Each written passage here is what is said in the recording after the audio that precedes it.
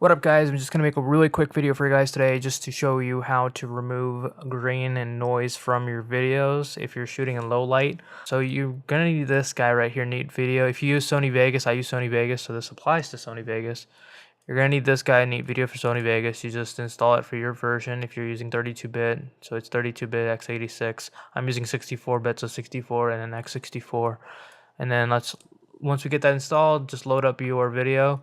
As you can see, I just took a test video trying out some new settings on my GoPro. I'm shooting this in 2.7K, 30 frames per second with the ISO set to 400, shutter set to 1/120, and the sharpness is set to the default value, which is usually set to high, and then the color profile is set to flat. Let me over-exaggerate the contrast. You'll notice here against the closet and just in general, when you're actually watching the video, you'll see it jump around like it is there. We don't want that. So we're going to go ahead and load up this new plugin, Neat Video. What we're going to do is we're going to configure.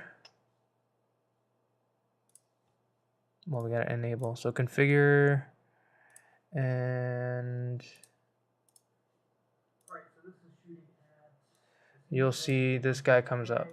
This means we need to create the profile. I took a frame out of my video. Let me stop this so it doesn't keep going. It took a frame. We're going to auto profile. It's saying that it cannot find a large uniform area when we hit auto profile. Sometimes it might, sometimes it might, probably won't. So we'll continue to build this. And it says it recommends 128 by 128, but the minimum is 32 by 32. I noticed that the most uniform place on this frame, especially in my setup, is going to be either the floor here, which isn't uniform, or the closet.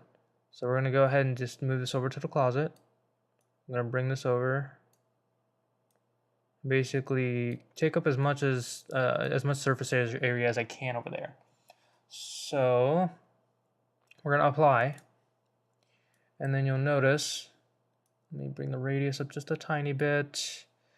And threshold just a tiny bit, and you'll notice when I go back in to watch the video back, it's gonna obviously be a lot laggier because it's putting a lot of stress on your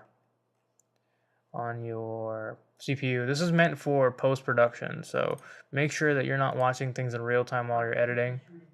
It'll do a decent job when you're putting it on no lag mode, but it won't give you the best result until you actually go in and disable no lag mode to render.